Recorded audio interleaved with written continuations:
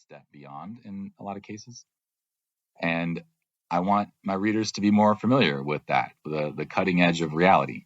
I want it to inspire you to think more about our deepest human flaws and how those get in the way of our highest potential. Basically, I want this story to change your life. Why else are we here? Prologue, August 2010. In the distance, Percy Mackenzie could see thermal waves rising from the vast, flat, concrete flight line of Luke Air Force Base, Arizona. They'd been sitting in air-conditioned buildings all morning, so his skin welcomed the dry 105-degree air.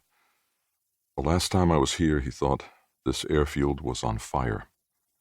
He closed his eyes, opened them again, and took a deep, quiet breath. He noticed motion in his left periphery, and he straightened himself a little. Lined up on his right were his wife, Maggie, his adopted daughter, Nabaa, and his father, retired Air Force Colonel Michael Mackenzie. On his left, immediately next to the red-carpeted steps attached to the stair truck, were Lieutenant Colonel Paul Wooters, the commander of Luke's Security Forces Squadron, and Tom Tulloch, the commander of the entire installation. A huge armored sedan slowed to a stop to Percy's right. A few men in dark suits stood loosely around it. Other men in dark suits approached from the rest of the motorcade and gathered in the shade next to the stairs. United States President Christopher Brennan emerged from the open door of Air Force One and descended the steps. At the bottom, he returned salutes from both military officers and shook their hands, quickly but warmly. Then he turned to Percy and beamed. "Good to see you, man," Brennan said, grabbing Percy's outstretched hand. "You too, sir," Percy said.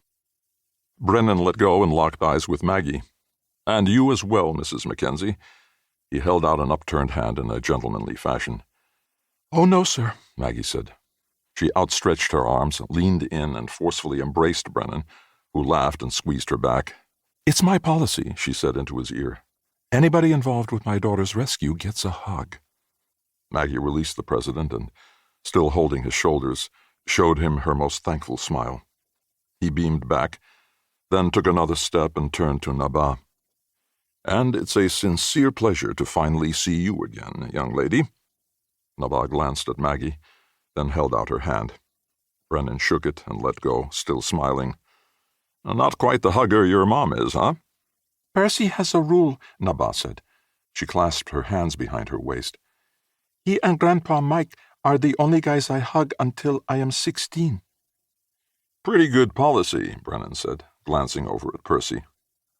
"You can consider the President of the United States an exception to that rule," Percy said to Nabaa, "but always err on the side of caution, right?" She nodded politely. There's no rule against smiling, Percy thought.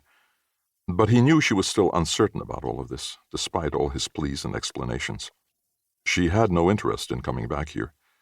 She didn't understand why he wanted to, why he had to give the speech after all this time. So he had tried to persuade her. "Fear can't be our guide," he'd said many times in many forms. "You'll feel better afterward. I'll feel better afterward.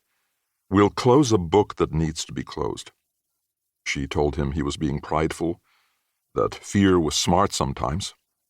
She always let him have the last word, but he knew he hadn't convinced her.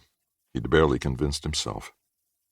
Nabaa was here because Maggie asked her to relent, but she wouldn't pretend to be happy about it. Percy couldn't blame her.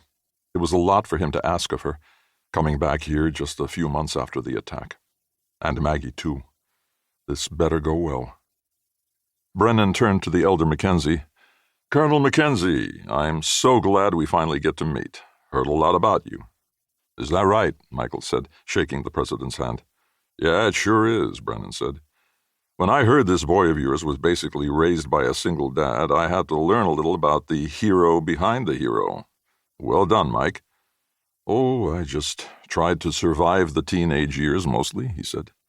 "His mother did a pretty damn good job before she died." "I don't doubt it." They both glanced at Percy, who smiled and nodded. "Excuse me, Mr. President," Colonel Tulloch said. "I believe this is where we say farewell for now, but we'll be here to see you off later on." "Of course, Colonel," Brennan said. "And Paul," he turned to Wooters. "We'll chat then, okay?" Wooters said, "Absolutely, sir." He and Tulloch rendered a departing.